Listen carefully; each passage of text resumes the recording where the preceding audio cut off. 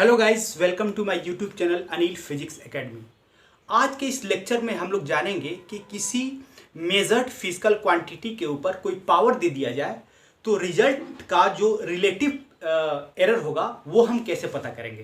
तो ये पता करने के लिए एक रूल होता है। वो रूल क्या है? The relative error in a physical quantity raise to the power k is the k times the relative error in the individual quantity.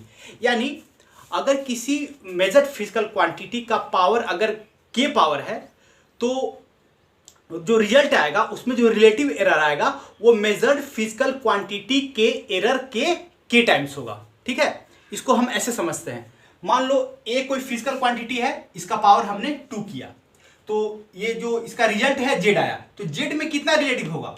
z में जो रिलेटिव एरर होगा वो क्या होगा? 2 times the relative error in a।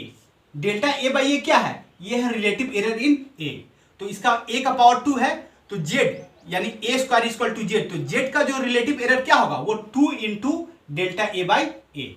ठीक है, यानी z का जो रिलेटिव एरर होगा वो a के रिलेटिव एरर के 2 टाइम्स होगा। ठीक है, इसका देखो, इसको जनरल रूल समझते हैं। क्या है? मान लो z बराबर है a का पावर p, b का पावर q, c का पावर r। तो z का जो रिलेटिव एरर क्या होगा? वो क्या होगा? a का पावर p है, तो p times relative error of a यानी delta a by A, q times relative error of b और r time relative error of c। ठीक है, चलो तो इसको हम लोग एक एग्जांपल से समझने की कोशिश करते हैं।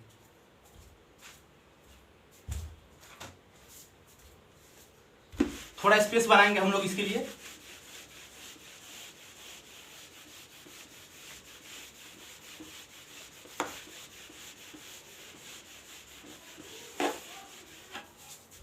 देखो, ये एग्जांपल है तुम्हारे एनसीईआरटी बुक का, तुम्हारा पेज नंबर 27, पेज नंबर 27 और क्वेश्चन नंबर है एग्जांपल नंबर 2.11। ठीक है, तो ये क्या बोल रहा है? Find relative error in z if z equal to a to the power 4। मान लो z इक्वल टू है तुम्हारा a to the power 4, b to the power 1/3, c और d का पावर 3/2। तो z का रिलेटिव एरर क्या होगा? यानी डेल्टा z बाई z, ये क्या होगा? ये होगा तुम्हारा, देखो a का पावर 4 है, यानी ये होगा, इसका रिलेटिव एरर होगा 4 टाइम्स डेल्टा a बाई ए। ये क्या है? Relative error in a। Plus b का पावर 1/3 है, तो 1/3 into relative error of b यानी delta b by b। Plus c का पावर 1 है, यानी ये होगा delta c by c।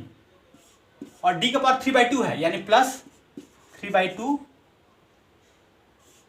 Delta d by d। ठीक है, ये है। अगर इसी को, हाँ, एक और एग्जांपल हम देखते हैं।